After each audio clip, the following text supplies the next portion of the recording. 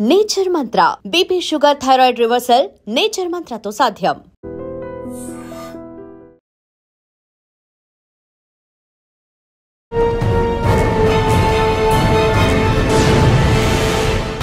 అక్కడి నుంచి ఐటీ ఖరగ్పూర్కి వెళ్ళాను. వెళ్ళిన తర్వాత అక్కడ ప్రీప్లేస్మెంట్ ఆఫర్ వచ్చింది. నేను ముంబైలో జాబ్కి జాయిన్ అవుదామని అనుకునే టైంకి మా అమ్మకి క్యాన్సర్ డయాగ్నోసిస్ అది రావడం జరిగింది. నాకు ఒక చెల్లి ఉంది. చెల్లికి మాటలు రావు. యాజ్ ఇన్ చిన్నప్పుడు హైపోథైరాయిడిజం రావడం వల్ల సో అప్పటికి ఇంకా నా లైఫ్ మొత్తం అమ్మ అన్నట్టే ఉంది. తెలియదండి, ఆ టైంలో ఉంటుంది అనుకుంటా. అంటే ప్రయారిటీస్ అలా ఉన్నప్పుడు ఎందుకంటే అమ్మ ఆల్మోస్ట్ తన లైఫ్ ని మా కోసం త్యాగం చేసింది. చాలా ఎక్కువ కష్టపడేది. వరల్డ్స్ లో హైయెస్ట్ డెన్సిటీ టైగర్ పాపులేషన్ ఎక్కడైనా ఉంటే ఆ చంద్రపూర్.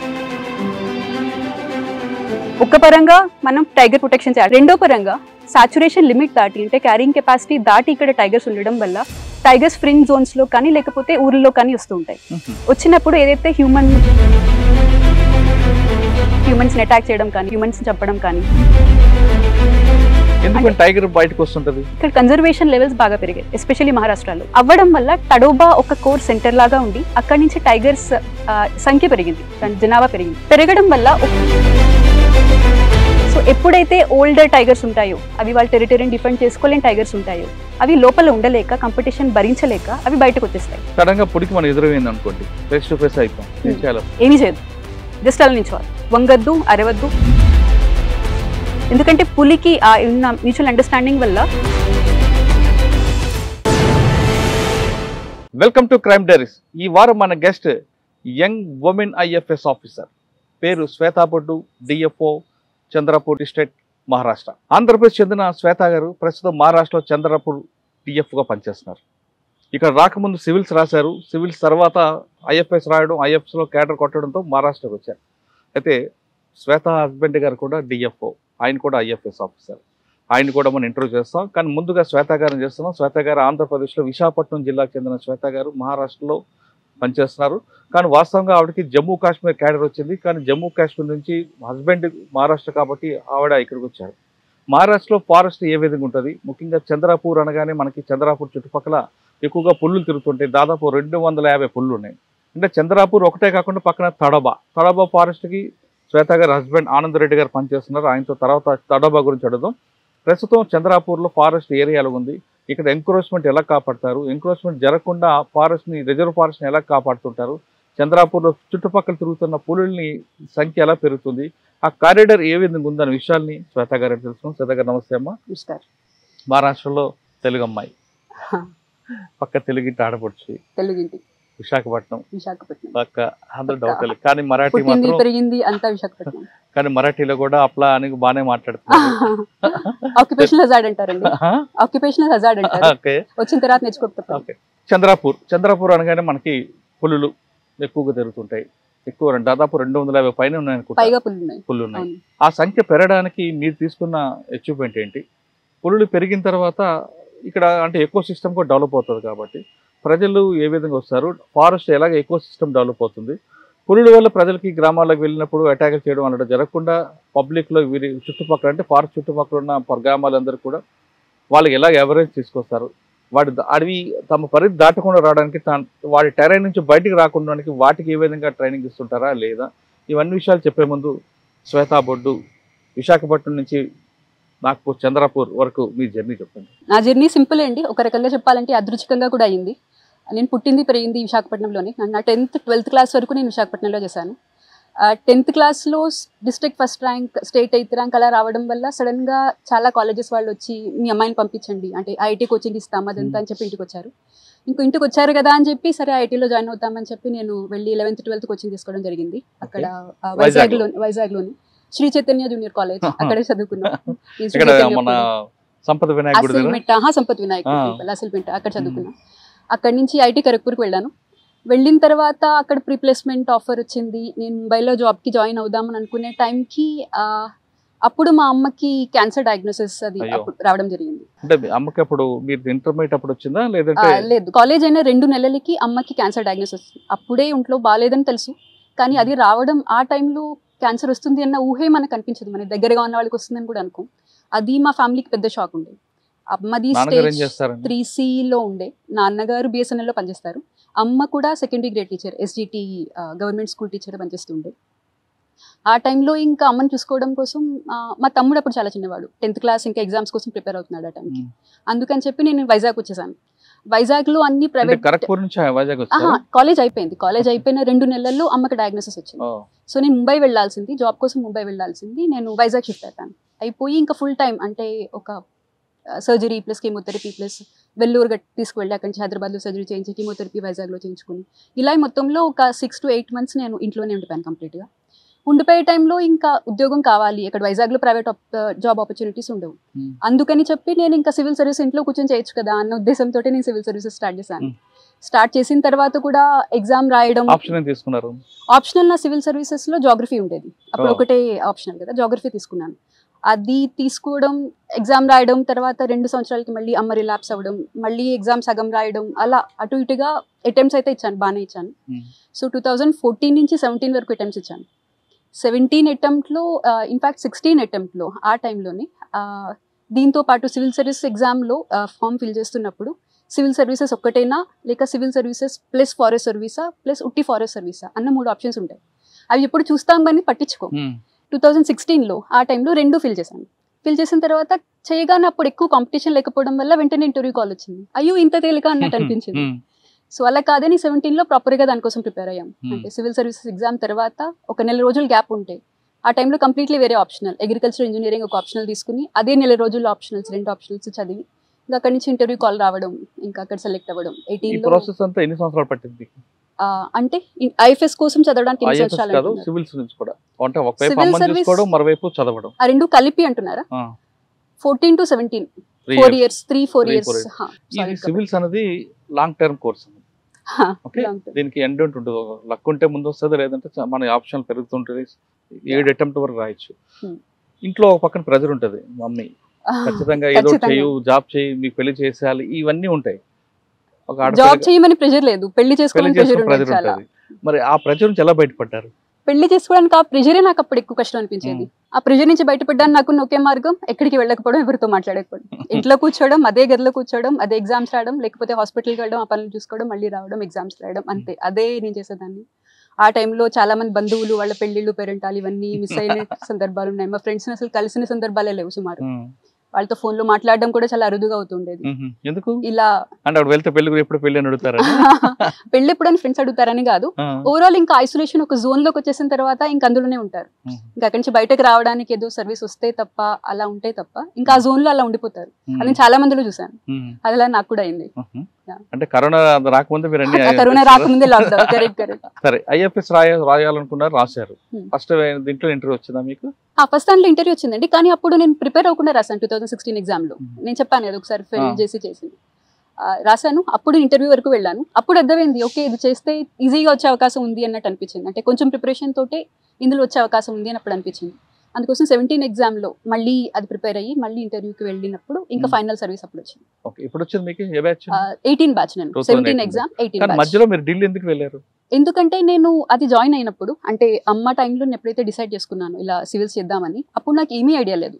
ఒకటి సగం టైం ఇవ్వడం వల్ల, 2 ఇంతకుముందు ఎప్పుడు నాకు ఆ అనుభవం లేకపోవడం వల్ల, ఆ దృష్టి కోణ అంటారు కదా, ఆ పర్స్పెక్టివ్ లేదు నాకు. ఎప్పుడు ఇలా సివిల్స్ కోసం వెళ్ళాలి అన్న పర్స్పెక్టివ్ లేకపోవడం వల్ల ఇలా అయితే కాదు, ఏదో గైడెన్స్ కావాలి అని చెప్పి ఫస్ట్ టైం అమ్మ రెమిషన్ లో ఉన్నప్పుడు అప్పుడు ఢిల్లీకి వెళ్ళాను. మరి అమ్మ ఇబ్బంది పడలేదా? లేదు, రెమిషన్ లో ఉంది అప్పుడు. అంటే కీమోథెరపీ అయిపోయిన తర్వాత 1 సంవత్సరం 2 సంవత్సరాల పాటు క్యాన్సర్ సిమ్టమ్స్ ఏమీ ఉండవు. ఆ టైంలో నేను ఢిల్లీ వెళ్ళాను. ఢిల్లీలో అదే టైం మళ్ళీ 2 సంవత్సరాల్లో అక్కడే వెళ్ళాను. వచ్చేసరికి అంటే అమ్మకి మళ్ళీ ఎప్పుడైతే వెనక్కి రిలాప్స్ అయిందో, సెకండ్ టైం రిలాప్స్ అయిందో, అప్పుడు మళ్ళీ వెనక్కి వచ్చాను. సో అమ్మతో పాటే నేను ఎక్కడ ఉండడం, ఎక్కడ చదవడం, ఎలా అటెంప్ట్ ఇవ్వడం, అలాంటివి అలా జరుగుతున్నాయి. అంటే అమ్మతో అమ్మ ఒకవైపు నా ప్రయారిటీ అప్పుడు అమ్మ ఉండేది. ఎందుకంటే అమ్మ సెంట్రల్.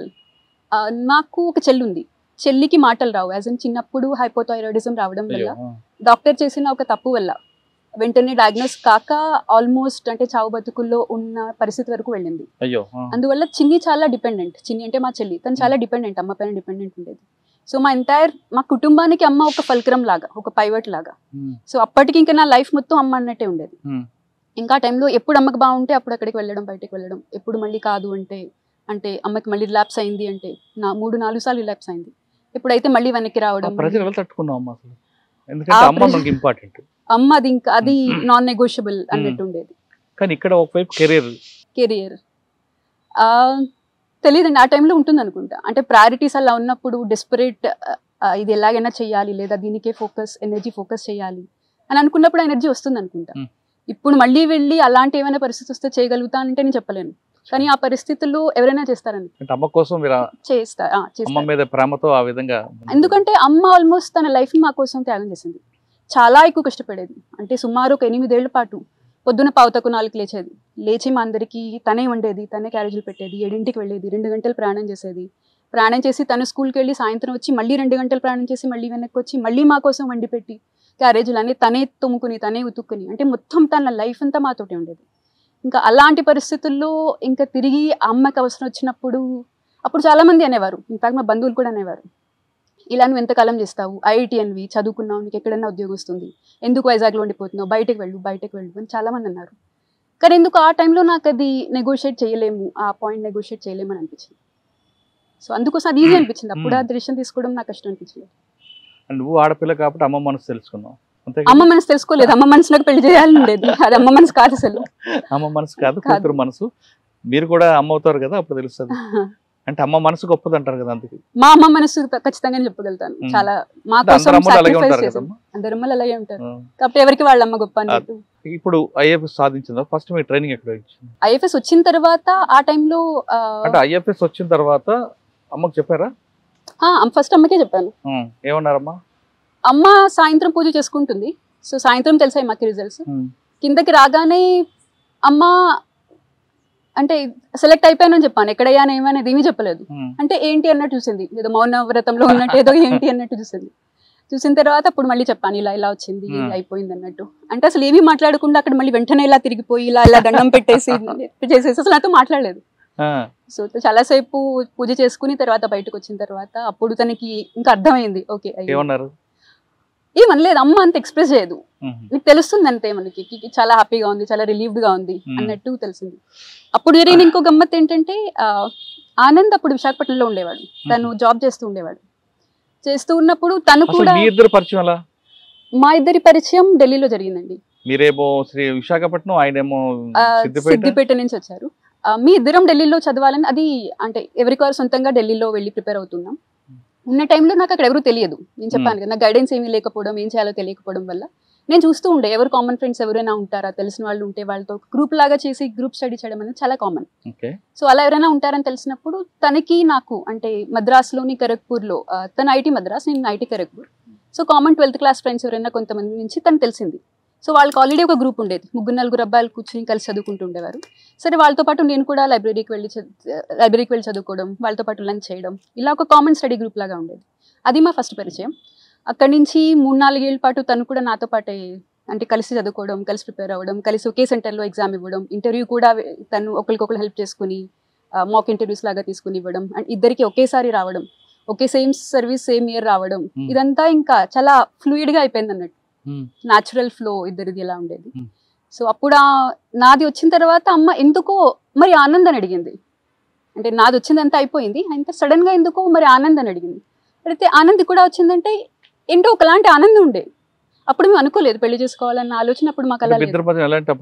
మేము ఫ్రెండ్స్ అప్పుడు కామన్ స్టడీ గ్రూప్ లో ఉండేవాళ్ళం, కామన్ గా గ్రూప్ లోనే హ్యాంగ్ అవుట్ అవుతూ ఉండేవాళ్ళం. సో అప్పుడు మా అమ్మ ముఖంలో ఒక వెలుగు వచ్చింది. అంటే మా అమ్మకి ఆనంద్ అంటే ఇష్టం, అంటే చాలా మంచి అబ్బాయి అన్న ఒక అభిప్రాయం ఉండేది. సో అది కూడా ఒక అప్పుడు గమ్మత్తుగా అనిపిస్తుంది, అలా ఎందుకు అడిగింది అని ఒకసారిగా. మరి మీ ఇద్దరు పెళ్లి చేసుకోవాలని ఎప్పుడు అనుకున్నారు? పెళ్లి చేసుకోవడం అలా ఇంకా అది న్యాచురల్ అయిపోయిందండి. ఎందుకంటే మాది 18లో మీ ఇద్దరం క్వాలిఫై అయ్యాం, 18 బ్యాచ్ ఇద్దరిది. 18 ఎండింగ్ కి మా నిశ్చితార్థం అయిపోయింది. సో మధ్యలో ఒక్కసారి పెళ్లి చేసుకుందాం అనుకోవడం కంటే కూడా సరే చేసేసుకుందాం అనుకునే అంటే నేను ఇంట్లో చెప్పడం, అమ్మ ఆల్రెడీ అంటే అతని పైన ఒక సదభిప్రాయం ఉండడం వల్ల ఓకే అనేయడం, నాన్నగారికి చెప్పడం, నాన్నగారు ఒప్పేసుకోవడం. వాళ్ళ ఇంట్లో ఆనంద్ గారి ఇంట్లో వాళ్ళ ఇంట్లో 5 నిమిషాలు ఒప్పుకున్నారు తను చెప్పడం. ఎందుకంటే మీ ఇద్దరం కలిసి ఎగ్జామ్స్ రాసేవాళ్ళం. సో వాళ్ళ పేరెంట్స్ వచ్చేవారు ఎగ్జామ్ సెంటర్ కి. సో ఇద్దరికి పేరెంట్స్ కి ఇద్దరు తెలుసు. ఇద్దరు ఒప్పుకొని ఎప్పుడు పెళ్లి చేశారు? పెళ్లి 19 లో అయింది. 2019 ఇక్కడ హైదరాబాద్ లోనే అయింది. ఇద్దరు కామన్ ఏరియా పెట్టుకున్నారా? కామన్ ఏరియా అంటే ఫ్రెండ్స్ కి రావడానికి కంఫర్టబుల్ గా ఉంటుంది. వైజాగ్ వరకు రావడం అనేది ఫ్రెండ్స్ కి కష్టం, వాళ్ళకి కూడా రావడం కష్టం అన్న ఉద్దేశంతో హైదరాబాద్. ఆనంద్ గారికి ఇక్కడ వచ్చి వైజాగ్ లో జాబ్ చేశారు మరి? తను ఇక్కడ ఐఎఫ్ఎస్ లోకి రావడానికి ముందు తను కస్టమ్స్ లో పనిచేసేవాడు. SSC staff selection commission group B exam ఉండేది. తను ఢిల్లీలో ఉన్నప్పుడే ఎగ్జామ్ క్వాలిఫై అయ్యాడు. ఓకే, వైజాగ్ లో ఉన్నప్పుడు వైజాగ్ లో కూడా ఆనంద్ జాబ్ చేశారా? తను ఢిల్లీలో ఉన్నప్పుడే staff selection commission group B exam అది రాశాడు. సో కస్టమ్స్ ఇన్స్పెక్టర్ కింద తనకి ఉద్యోగం వచ్చింది. అది కూడా మళ్ళీ వింతగా తనకి ఫస్ట్ ముంబై వస్తే వాళ్ళ నాన్నగారు కాదు అని చెప్పి, ముంబైలో చాలా బిజీ ఉంటుంది, నువ్వు చేయలేకపోతావు, అంటే ప్రిపేర్ అవ్వలేకపోతావు సివిల్ సర్వీసెస్ కోసం అని చెప్పి ముంబై నుంచి వైజాగ్ మార్పించుకున్నారు. సో తను వైజాగ్కి రావడం, అదే టైంలో నేను అమ్మకి మళ్ళీ రిలాప్స్ అయింది అని చెప్పి ఢిల్లీ నుంచి రావడం, ఇది కూడా ఒకేసారి అలా జరగడం. అక్కడ కూడా వైజాగ్లో ఉన్నప్పుడు కూడా కలిసి ప్రిపేర్ అయ్యేవాళ్ళం. తర్వాత IFS training, Dehradun training Indira Gandhi national forest academy కలిసి. క్యాడర్ అలాట్మెంట్ ఆనంద్ గారికి మహారాష్ట్ర వచ్చిందా? అతనికి ముందు మహారాష్ట్ర వచ్చింది. ఆ టైంలో నా జమ్మూ అండ్ కాశ్మీర్ అలాట్ అయ్యింది, కానీ అకాడమీలో ఉండగానే పెళ్లి అయిపోవడం వల్ల అక్కడే ఉండి, అంటే నేను కాడర్కి వెళ్ళలేదు, జమ్మూ కాశ్మీర్కి వెళ్ళలేదు. నా ఫస్ట్ ఇక్కడే ప్రొబేషన్ కూడా ఇక్కడే అయింది. మీకు మహారాష్ట్ర ఇచ్చారు? మహారాష్ట్ర స్పౌజల్ కేసులో ట్రాన్స్ఫర్ అయింది. మహారాష్ట్రలో ఫస్ట్ మీరు ఎక్కడ చేశారు?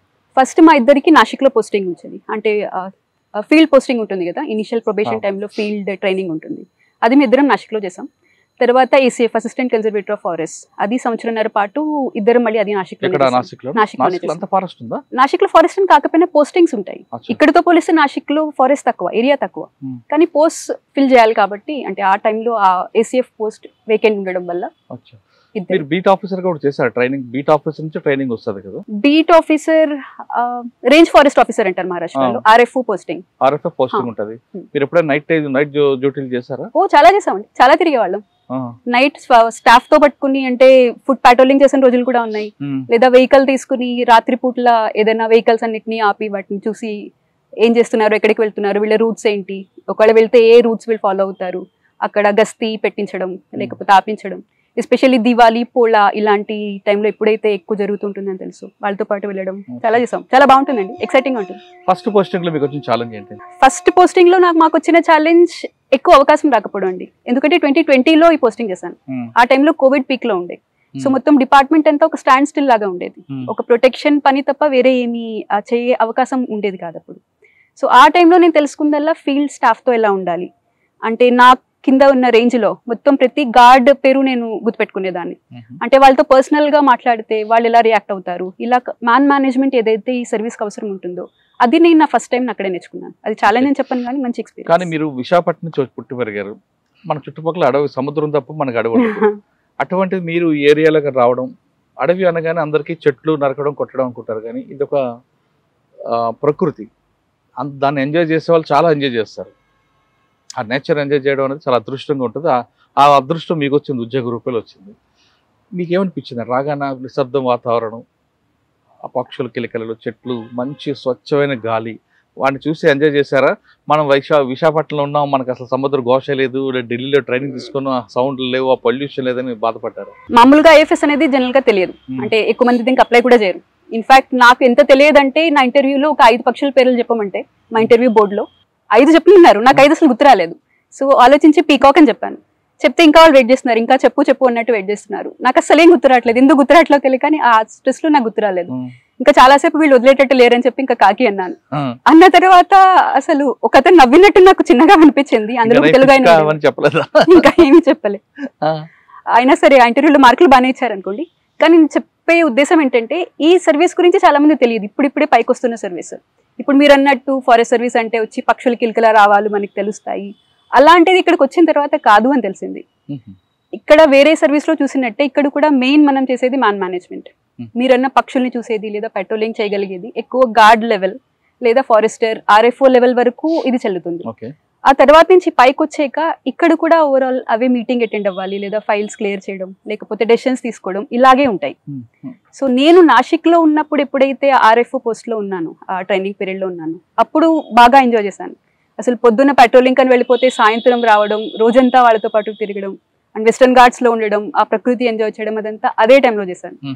చంద్రపూర్ వచ్చిన తర్వాత ఇక్కడ నా ఫస్ట్ అక్కడ నుంచి ఎక్కడికి వచ్చారు?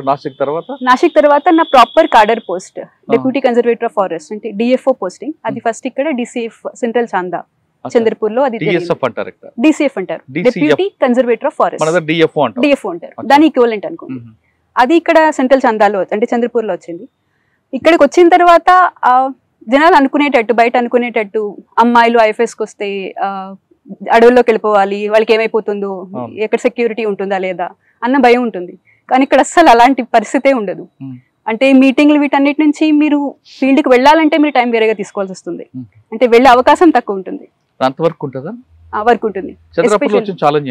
చంద్రపూర్ లో మెయిన్ ఛాలెంజ్ మీరు అన్నట్టు ఇందాక, చంద్రపూర్ అంటే ఏం గుర్తొస్తుంది అన్నారు కదా, వరల్డ్స్ లో హైయెస్ట్ డెన్సిటీ టైగర్ పాపులేషన్ ఎక్కడైనా ఉంటే ఆ చంద్రపూర్. ఇంత హై డెన్సిటీ ఉండడం వల్ల ఒక పరంగా మనం టైగర్ ప్రొటెక్షన్ చేయాలి, టైగర్ కన్జర్వేషన్ అవి ఎలాగూ ఉన్నాయి. రెండో పరంగా సాచురేషన్ లిమిట్ దాటి అంటే క్యారింగ్ కెపాసిటీ దాటి ఇక్కడ టైగర్స్ ఉండడం వల్ల టైగర్స్ ఫ్రింజ్ జోన్స్ లో కానీ లేకపోతే ఊర్లో కానీ వస్తూ ఉంటాయి. వచ్చినప్పుడు ఏదైతే హ్యూమన్ వైల్డ్ లైఫ్ కాన్ఫ్లిక్ట్ అంటారు, టైగర్ కాన్ఫ్లిక్ట్ అంటారు, మెయిన్ గా ఇక్కడ వచ్చేది పులులు వచ్చి వాళ్ళ క్యాటిల్ తినేస్తాయి, లేకపోతే వాళ్ళ వేరే వైల్డ్ లైఫ్ వచ్చి వాళ్ళ క్రాప్ ని పాడు చేస్తాయి. లేదంటే ఇంకా ఎక్కువగా ఇక్కడ చూస్తే టైగర్ కిల్స్ అంటారు, అంటే వచ్చి హ్యూమన్స్ ని అటాక్ చేయడం కానీ వాటిని హ్యూమన్స్ ని చంపడం కానీ, ఇవి చాలా, ఇది మాకు హైయెస్ట్ లెవెల్ ఆఫ్ కాన్ఫ్లిక్ట్ ఇక్కడ చంద్రపూర్ లో చూడండి. వైల్డ్ ఎలిఫెంట్స్ ఉండవు ఇక్కడ, అంటే ఎలిఫెంట్ ఇక్కడ ఉండడం ఏరియా తక్కువ. కాకపోతే వైల్డ్ బోర్ వల్ల క్రాప్ కాంపన్సేషన్ ఎక్కువ, లేకపోతే గౌరు వల్ల, లేకపోతే స్లాత్ బేర్ వల్ల, వీటి వల్ల హ్యూమన్ అటాక్స్ జరుగుతాయి. టైగర్ బయటకు వస్తుంటది, టైగర్స్ బయటకు రావడానికి కాన్ఫ్లిక్ట్ అనేది ఒక విచిత్రమైన దానికి ఒక వెనకాల కాంటెక్స్ట్ ఉందని చెప్పాలి. ఎప్పుడైతే ప్రాజెక్ట్ టైగర్ తీసుకొచ్చామో ఆ ప్రాజెక్ట్ టైగర్ సక్సెస్ వల్ల ఇక్కడ కన్జర్వేషన్ లెవెల్స్ బాగా పెరిగాయి, ఎస్పెషల్లీ మహారాష్ట్రలో. ఈ వైల్డ్ లైఫ్ కన్జర్వేషన్ ఒక సక్సెస్ఫుల్ ఎగ్జాంపుల్ అయింది. అవ్వడం వల్ల తడోబా ఒక కోర్ సెంటర్ లాగా ఉండి అక్కడి నుంచి టైగర్స్ సంఖ్య పెరిగింది, దాని జనాభా పెరిగింది. పెరగడం వల్ల ఒక పాయింట్ ఆఫ్ టైం తర్వాత ఏదైనా ఒక ఈకోసిస్టమ్ కి సాచురేషన్ వచ్చేస్తుంది, అంటే క్యారింగ్ కెపాసిటీ మాక్సిమం సరిపోతుంది. అయిపోయిన తర్వాత ఎక్స్ట్రా టైగర్స్ ఉన్నవి, అంటే మంచి కన్జర్వేషన్ వల్ల ఉండే ఎక్స్ట్రా టైగర్స్ అవి ఇంకా బయటకు రావాల్సి వస్తుంది. ఎందుకంటే టైగర్స్ కి వాటిలో టెరిటోరియల్ ఫైట్ ఉంటుంది, వాళ్ళ టెరిటోరియల్ డిఫెండ్ చేసుకోవాలంటే వాటికి కొంత స్ట్రెంత్ ఉండాలి. సో ఎప్పుడైతే ఓల్డర్ టైగర్స్ ఉంటాయో, అవి వాళ్ళ టెరిటోరియల్ డిఫెండ్ చేసుకోలేని టైగర్స్ ఉంటాయో, అవి లోపల ఉండలేక కంపిటీషన్ భరించలేక అవి బయటకు వచ్చేస్తాయి. బయటకు వస్తే వాటికి ఈజీ ఫుడ్ యాక్సెస్ ఉంటుంది. ఎందుకంటే ఊరల్లో ఆవు పాకలు అంటారు, కౌ షెడ్స్ అవన్నీ ఉండడం వల్ల అక్కడికి వెళ్తే ఎప్పుడు అక్కడ ఏదో ఒక క్యాటిల్ తినడానికి ఉంటుందని తెలుసు. సో అవి బయటకు రావడం వల్ల క్యాటిల్ని చంపడం అదొక కాన్ఫ్లిక్ట్ ఇష్యూ అవుతుంది. అండ్ ఎప్పుడైతే ఒకసారి బయటకు వచ్చిందో లేదా జనాల్ని చూస్తుందో ఆ హ్యూమన్ ఇంప్రింట్ అని ఉంటుంది, అంటే భయపడ్డం అనేది తగ్గుతుంది, ఆ షైనెస్ అనేది తగ్గుతుంది. తగ్గడం వల్ల ఇంకా అక్కడి నుంచి యాక్సిడెంటల్ కాన్ఫ్లిక్ట్ కూడా జరుగుతుంది. అంటే మనుషులు వెళ్తుంటారు, ఒక్కడే మనిషి వెళ్తాడు, కొంచెం ఒంగుని ఉంటారు, లేకపోతే ఊళ్ళలో పొలం పనులు గట్టా చేసుకుంటూ ఉంటారు. సో ఒంగి ఉండడం వల్ల టైగర్ దాన్ని తన ప్రే అనుకుంటుంది. అంటే మనం నించుని పెద్దగా ఉంటే ఇది మన ప్రే కాదు అన్న ఒక అభిప్రాయం ఉంటుంది. సో ఎప్పుడైతే ఇలాంటి పొలం పనులు గట్టా చేస్తూ ఉంటారు, లేకపోతే రాత్రిపూట ఒక్కళ్ళే నడుస్తూ ఉంటారు, అలాంటి సమయాల్లో టైగర్ దాన్ని ప్రే అనుకుని యాక్సిడెంటల్ గా చంపడం అది కూడా జరుగుతుంది. చాలా రేర్ కేసెస్ లో ఇంకా మనుషుల్ని చంపడం అలవాటయ్యి మాన్ ఈటింగ్ టైగర్ అంటారు, అలాంటి వాడకూడదు. లేదండి, అలా లేదు. అలాంటి మీడియా ఇది కూడా అంటే ప్రచారం కూడా ఇవ్వడం సరైనది కాదు. ఎందుకంటే మాన్ ఈటింగ్ టైగర్ అని ఒక ముద్ర వేయాలంటే దానికి చాలా హిస్టరీ ఉండాలి, ఎవిడెన్స్ ఉండాలి. సో అలాంటివి కూడా మీడియా వల్ల బయటకు రావడం వల్ల సో ఇంకా రేర్ కేసెస్ లో మనుషుల్ని అటాక్ చేయడం, అంటే మనుషుల కోసమే కాచి ఉండి అటాక్ చేయడం, ఇలాంటివి కూడా మేము కొన్నిసార్లు చూస్తూ ఉన్నాం. ఎన్ని ఉంటాయండి మీకు చంద్రపూర్ లిమిట్స్ లో? టైగర్స్ ఎన్ని ఉన్నాయి? 250+ ఉన్నాయండి. 250+ ఉన్నాయి. కానీ బయటకు వచ్చేవి ఎన్ని ఉంటాయి? ఈ 250+ లో 100+ మాత్రమే తడోబా కోర్ ఏరియాలో ఉన్నాయి, కోర్ బఫర్ ఏరియాస్ లో ఉన్నాయి. మిగిలిన 150+ బయటే ఉన్నాయి. సో లోపల ఉన్న టైగర్స్ కన్నా బయట ఉన్న టైగర్స్ చంద్రపూర్ వరకు ఉంటాయా? లేదు తెలంగాణ వైపు, లేదంటే మీ మహారాష్ట్ర కర్ణాటక బోర్డర్ వైపు వస్తుంటాయా? సెంట్రల్ చాందా ఏదైతే డివిజన్ ఉందో దానికి బార్డరింగ్ స్టేట్ తెలంగాణ. సో ఇక్కడ నుంచి కావలికి ఒక టైగర్ కారిడార్ ఉంటుంది. టైగర్స్ వెళ్ళడానికి కారిడార్స్ అని ఏవైతే అంటామో ఆ కారిడార్స్ చూసి ఇక్కడ నుంచి అక్కడికి వెళ్ళిన ఎవిడెన్సెస్ ఉన్నాయి మా దగ్గర. ఇక్కడ నుంచి వెళ్ళి చాలా అవకాశం. తడోబా ఇదే, అంటే తడోబాలో ఏవైతే కాంపిటీషన్ బయటకు స్ప్రెడ్ అవ్వడానికి అని చూస్తున్నాయో, తడోబా బయటకు వస్తే తడోబా బఫర్, కోర్ బయటకు వస్తే బఫర్ బయటకు వస్తే టెరిటోరియల్ ఏరియాస్. అక్కడి నుంచి ఇంకా బయటకు వెళ్ళాలంటే స్ప్రెడ్ అవ్వాలంటే అప్పుడు ఈ కారిడార్ ని వాడుకొని కావలి వరకు వెళ్తారు. అవి కవాల్ టైగర్ వచ్చి అక్కడ నుండి ఇంకా పైకి వెళ్ళడం జరుగుతుంటాయి, కిన్నెరసాని వైపు కూడా వస్తుంటాయి. అంటే మాకు అంతవరకు ఇన్ఫర్మేషన్ లేదు, కావల్ వరకు అయితే వెళ్తాయి. కవ్వాల వరకు వస్తుంది. ఓకే, ఇప్పుడు ఆఫ్ ద రికార్డ్ కావల్లో అంటే తెలంగాణలో వైల్డ్ లైఫ్ కన్జర్వేషన్ ప్రొటెక్షన్ కొంచెం అంటే మహారాష్ట్ర అంతా లేదు, ప్రస్తుతానికి అంత లేకపోవడం వల్ల అక్కడికి వెళ్ళి తిరిగి మా దగ్గరికి వెనక్కి వచ్చే ఎవిడెన్స్ లేదు. అంటే అది కొంచెం తక్కువ ప్రమాణంలో వెనక్కి వస్తున్నాయి. ఓకే, ఇప్పుడు చుట్టుపక్కల ప్రజలందరికీ ఇటు ఈ టైగర్లు అటాక్ కాకుండా ఆవులు మీరు చెప్తున్న ఆవులు బయట ఉన్న పశువులకి దాని మీద అటాక్ చేయడానికి ఎలాంటి జాగ్రత్తలు తీసుకుంటారు? అదేవిధంగా ఒకవేళ నష్టం జరిగితే ఆ నష్టపరిహారం ఏ రేంజ్లో ఉంటుంది? చంద్రపూర్లో ఇంత హై డెన్సిటీ టైగర్స్ ఉండడం, ఇంత హై కాన్ఫ్లిక్ట్ ఉన్నా సరే ఇక్కడ కో ఎగ్జిస్టెన్స్ అని ఏదైతే అంటామో హ్యూమన్ టైగర్ కో ఎగ్జిస్టెన్స్, అది ఇక్కడ ఎక్కువ ఉండడానికి కారణం ఒకటి మహారాష్ట్ర గవర్నమెంట్ జిఆర్. సో ఇక్కడ ఉన్న compensation probably highest in India. ఇక్కడ ఒక పులి మనిషిని చంపితే 25 లక్షల దాకా కాంపెన్సేషన్ వస్తుంది. ఒకవేళ ఇంజురీ జరిగితే అంటే పర్మనెంట్ డిజబిలిటీ అలాంటిది ఏమైనా జరిగితే 5 లక్షలు 7.5 లక్షల వరకు కాంపెన్సేషన్ ఇవ్వడం జరుగుతుంది. అది కాకుండా క్యాటిల్ ని కనుక చంపితే 75,000 వరకు, అంటే అప్పర్ లిమిట్ ఆఫ్ 75,000 వరకు వాళ్ళకి కాంపెన్సేషన్ ఇస్తాం. అది కాకుండా క్రాప్ కాంపెన్సేషన్ కూడా వేరే వేరే క్రాప్స్ కి వేరేగా ఉండడం. ఇంత హై కాంపెన్సేషన్ ఇవ్వడం వల్ల ఒక రకంగా జనాలలో టాలరెన్స్ పెరిగింది. అంటే క్రాప్ కాంపెన్సేషన్, క్యాటిల్ కాంపెన్సేట్ చేస్తూ ఉండడం వల్ల అది తగ్గింది. అది లేకపోతే ఏమవుతుందంటే ఎప్పుడైతే ఒక టైగర్ వచ్చి క్యాటిల్ని చంపింది అన్న ఒక రివెంజ్ఫుల్ దాంట్లో వాళ్ళు వెళ్ళి టైగర్ ని పాయిజన్ చేసే అవకాశం ఉంటుంది. అలాంటివి ఇక్కడ జరగవు. ఈ కాంపెన్సేషన్ దాని వల్ల అంటే కాపాడడంలో మాకు ఆ జిఆర్ చాలా హెల్ప్ చేస్తుంది. చంద్రాపూర్ వచ్చిన తర్వాత మీరు ఫీల్డ్ లోకి వెళ్ళి ఉంటారు, ఎన్ని కనబడి ఉంటాయి పులులు? లెక్కలేదండి, అన్ని చూసారా? చాలానే చూసాం. పులి మనం చూడపోయిన పులిని మనం చూస్తుంది అంటారు, వాస్తవేనా? అది చాలా మంది అంటారు, కానీ మీరు చెప్పింది ఏవైతే వైల్డ్ షై టైగర్స్ అంటారు అది అంటారు. పులి మనం ఒకసారి పులిని చూసే లోపు 100 సార్లు పులిని మనం చూస్తుంది అంటారు, అది వాస్తవం. అవునా? మిమ్మల్ని గుర్తుపడతారు పులి? గుర్తుపట్టకూడదని కోరుకుంటున్నాను. ఎందుకండి? గుర్తుపడితే మన అంటే పులి కూడా ఏ వైల్డ్ యానిమల్ కూడా చంపాలని చూడదు కదా, వాటికి ప్రాణం. ఏ వైల్డ్ యానిమల్ చంపాలని చూడదు. మనకంటే ఆ రకంగా చూస్తే వైల్డ్ యానిమల్స్ హ్యూమన్ బిహేవియర్ తో పోలిస్తే వైల్డ్ యానిమల్ బిహేవియర్ కొంచెం ఎక్కువ ప్రెడిక్టబుల్ అని చెప్పొచ్చు. స్టిల్ వైల్డ్ ఈజ్ వైల్డ్, కానీ ఏ వైల్డ్ యానిమల్ తనకి అవసరం లేకుండా, రీజన్ లేకుండా చంపాలని చూడదు. పులి గురించి మీరు చాలా చూసారు కాబట్టి పులి మీద ఒకసారి మనం మాట్లాడదాం. పులి ఏ విధంగా చూస్తుంది? దానికి ఎక్కువ సిగ్గు అంటారు. చంపిన తర్వాత చంపిన తర్వాత ఫుడ్ని బుషెస్ లో తీసుకెళ్ళి తింటుందా లేదా ఓపెన్ గా తింటుందా? ఒకటి. రెండోది, తనకి రోజు కనీసం వారానికి ఒకసారి వేటకి వెళ్తుందా? వేటకి వెళ్ళిన ప్రతిసారి దానికి ఫుడ్ దొరుకుతుందా? ఒక్కొక్కసారి ఫుడ్ దొరికిన తర్వాత మరొకసారి వేట వెళ్ళడానికి ఎన్ని రోజులు గ్యాప్ తీసుకుంటుంది? రెండు. మూడో క్వశ్చన్, ఫుడ్ తీసుకున్న తర్వాత బాగా అది డ్రై అయ్యే వరకు ఒక దగ్గర పెట్టుకుంటుందా, లేదు మిగతా యానిమల్స్ అటాక్ చేస్తే తింటాయి అని కోపంతో ఏమైనా దాచిపెట్టుకుంటుందా? టైగర్ రాజా లాంటి ఒక మ్యాజెస్టిక్ ఎపెక్స్ ప్రెడేటర్ అంటారు. సో టైగర్ వచ్చి ఏదైనా ఒక ప్రాణిని చంపినప్పుడు మామూలుగా అనుకున్నట్టు దాని సక్సెస్ రేట్ చాలా తక్కువ. లేదు, చాలా సక్సెస్ రేట్ చాలా తక్కువ. 10%, అంటే 1 in 10 times దాని సక్సెస్ రేట్ ఉంటుంది. సో అందుకోసం పులి చాలా స్ట్రాటజిక్ గా చూసుకుంటుంది. అంటే ఎదురుగా మీకు ఒక చిన్న జింక పిల్లను లేకపోతే చిన్న హెయిర్ అలాంటివి ఏమైనా కనిపిస్తే పులి దానిపైన అటాక్ చేయదు. ఎందుకంటే అటాక్ చేస్తే పోయే ఆ ఎనర్జీ దాని నుంచి వచ్చే మీట్ ఎనర్జీతో కాంపెన్సేట్ కాదు. అందుకోసం పులికి చాలా ఫేవరెట్, అట్లీస్ట్ ఈ ల్యాండ్స్కేప్ లో పులికి ఫేవరెట్ ఉండేది గౌర్. ఎందుకంటే చూడడానికి మ్యాజెస్టిక్ గా ఉంటుంది, చాలా ఎక్కువ మీట్ ఉంటుంది. సో ఒక అటెంప్ట్ లో అది మొత్తం ఎనర్జీగా వాడి అది చంపితే దానికి ఎక్కువ రోజుల వరకు దానికి కావాల్సిన మీట్ వస్తుంది. ఒకసారి చంపిన తర్వాత పులి 10 రోజుల వరకు చంపకుండా, అంటే మళ్ళీ తినకుండా ఉండగలుగుతుంది. సో ఆ రకంగా చూస్తే నెలకి 3-4 సార్లు దానికి వేటాడాల్సిన అవసరం ఉంటుంది. ఇది రెగ్యులర్ టైగర్స్ కోసం, రెగ్యులర్ పులి. ఒకవేళ పిల్లలు ఉన్న తల్లి ఉన్న టైగరస్ కనుక చేయాలనుకుంటే మీరు అన్నట్టు టైగరస్ కూడా తీసుకువెళ్ళదు. అంటే అప్పుడే పుట్టిన పులి పిల్లలు కూడా తీసుకువెళ్ళదు. అది ఒక చోట కేవ్ లాంటిది కానీ ఒక సేఫ్ ఏరియాలో వాటిని అక్కడ ఉంచి ఇది వెళ్ళి వేటాడి తీసుకొచ్చి దానికి తినిపిస్తుంది. అండ్ మీరు అన్నట్టు పులులు దాన్ని చంపి ఇంకెవరైనా వచ్చేసి అవి తినేస్తాయేమో అన్న భయంతో, అది పులి బిహేవియర్ కాదు. పులి దాన్ని అది తింటుంది, అది తినగా మిగిలిందే ఎవరైనా వచ్చి తినాలి తప్ప అది వేరే వాళ్ళ కోసం చూడదు. అంటే వేరే వాళ్ళు తిన్నప్పుడు వేరే జంతువులు తింటే ఊరుకుంటే చూస్తూ ఊరుకోదు కదా. కానీ వేరే జంతువులు తినవు కదా. అంటే ఒక జింకను వేటాడింది, ఓకే, కొంత పాటు తిని బయటకు వెళ్తుంది, వాటర్ కోసం వెళ్తుంది సాధారణంగా. ఆ పార్ట్ అలాగే ఉంటది. ఆ పార్ట్ని నక్కలో ఇంకో వేరే వచ్చాను అడవి కుక్కలు తినడానికి ప్రయత్నం చేస్తే ఊరుకుంటుందా? చూస్తే ఖచ్చితంగా ఊరుకోదు. అది ఎలాగూ ఉంది. కానీ ఒక టైగర్ కి దాని టెరిటరీ డిఫరెంట్ చేసుకోవడం తెలుసు. దాని మార్కింగ్ తోటు అది ఎప్పుడు దాని ప్రెసెన్స్ చెప్తూనే ఉంటుంది. సో అది కాకుండా కూడా తినే ఉంటాయి. ఎలాగో మనకి తెలిసిన వీటికి ఏదో ఒక పదం ఉంటుంది, జాకల్ ఫాక్సెస్, ఇవన్నీ కూడా పులి తినగా వదిలినవి తినే జంతువుల కూడా ఉన్నాయి. అవి ఉన్నాయి. కానీ యాజ్ సచ్ పులి అది తిన్న తర్వాత మిగిలినవి వేరేవి తింటాయి తప్ప. పులి తన టెరిటరీని ఎలాగ ఐడెంటిఫై చేస్తారు? అంటే ఈ ప్రాంతం నాది అని చెప్పడానికి, అంటే కొంతమంది అంటే చెట్ల మీద గొర్రెలతో రబ్ చేస్తారా, లేదు టాయిలెట్ వెళ్ళి యూరిన్తో ఆ స్మెల్ ద్వారా ఐడెంటిఫై చేస్తారా? పులి territorial animal, tiger is a territorial animal.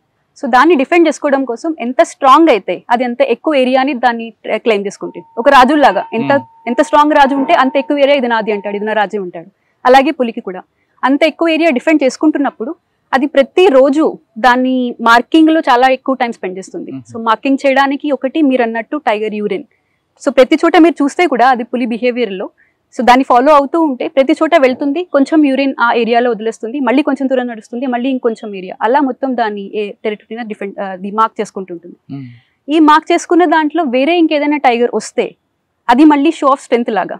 Female tigers ఎలా ఆ ఏరియాలో అలౌడ్ అవుతాయి, కానీ వేరే టైగర్ ఏమైనా వస్తే ఈ వాసన బట్టే వాళ్ళ మధ్య ఉన్న కాన్ఫ్లిక్ట్ కానీ టెరిటోరియల్ ఫైట్స్ కానీ ఈ వాసన స్మెల్ అనేది చాలా కీలకం. అది ఒకటి. రెండో క్వశ్చన్ మీరు అనేది బార్క్ ఇచ్చేయడం. బార్కింగ్ కూడా, బార్కింగ్ ఈ యూరిన్ మార్కింగ్ ఈ రెండు వాటి టెరిటరీ డిఫెన్స్ లో అవి వాడే ఒక టెక్నిక్స్. ఇప్పుడు మీరు చెప్తున్నట్టుగా చుట్టుపక్కల వచ్చాయి ఏమైనా చూస్తుంటాయి, మీరు ఫీల్డ్లోకి వెళ్ళినప్పుడు ఎప్పుడైనా పులి ఎదురుపడడం, అది అటాక్ చేస్తుంది భయపడడం అనేటువంటి సంఘటనలు జరిగాయా మీకు? వెళ్ళినప్పుడు నేను ఇందాక చెప్పినట్టుగా ఏ పులులు కానీ ఏదైనా వైల్డ్ లైఫ్ వాటికి అవసరం లేకుండా అటాక్ చేయదు. సో ఎప్పుడైనా వెళ్ళినప్పుడు మనం మన తరపు నుంచి కొన్ని జాగ్రత్తలు తీసుకోవాలి. అంటే ఇప్పుడు రాత్రిపూట ఒక్కళ్ళు వెళ్ళడం, ఈవెన్ లేకపోతే జంగిల్లోకి వెళ్ళినప్పుడు కూడా అడవిలోకి వెళ్ళినప్పుడు కూడా ఒక్కళ్ళు వెళ్ళడం అనేది మనం ఆపాలి, అవాయిడ్ చేయాలి. రెండోది వెళ్ళిన తర్వాత కూడా పులికి తన హైట్, ప్రే హైట్ అనేది ఒక అందాజా ఉంటుంది.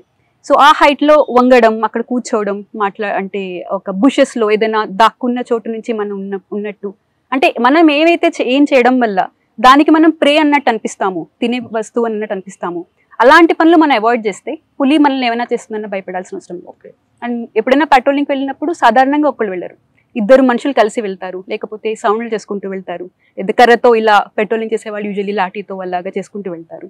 ఇలాంటివి చేయడం వల్ల ఇప్పుడు సడన్ గా పులికి మనం ఎదురైంది అనుకోండి, ఫేస్ టు ఫేస్ అయిపోం, ఏమీ చేయొద్దు, జస్ట్ అలా నించోవాలి. వంగద్దు, అరవద్దు, వెనక్కి పరిగెట్టద్దు, ఏమీ చేయొద్దు, జస్ట్ అలా నించోవాలి.